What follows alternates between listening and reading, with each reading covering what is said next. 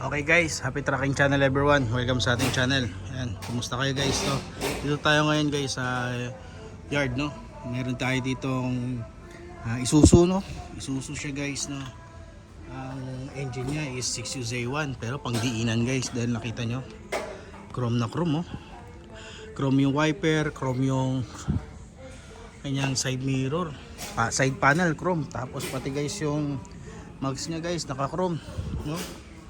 Pandiinan to guys, no. Freezer band na ayan, oh. Hindi siya corrugated pero napakaganda, napaka-solid guys.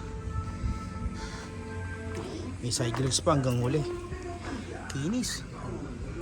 Ready to pull out na yan guys. Meron pang side door, no. Syempre freezer band. Ayan. Ganda pa ng body, oh. No, sa tingin nyo guys, no. Maganda ang body. Stainless, Alcoa type pa yung rim. Ready to pull out yan.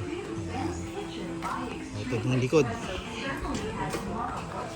Ito yung likod nya, oh. Double lock, solid, ganda. Maganda pa dito, high cube siya, high cube yan. So ito pa, solid, ang ganda. Hindi ko nga lang alam kung magkano abuti ng presyo nito, pero ganoon pa man, freezer yan. Maganda din dito guys, yung brand ng kanyang freezer is Mitsubishi. Ayan, maganda yung mga ganito Mitsubishi guys, no. Ang tinakbo, no, tinakbo niya ang running hours na kanyang freezer nasa around 1,565, no, or 15,065 pala. Yan, hindi natin sama yung white sa last digit.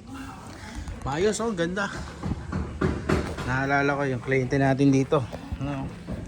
Ready to pull out, talagang pandiinan. So siguro presyo, ako estimated ko lang dito, baka umabot kayo dito ng mga 1.9, no. I'm not sure guys, no.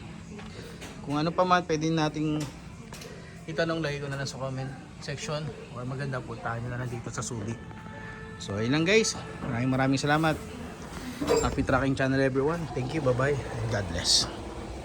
Ganda, solid, oh. 6UZ1.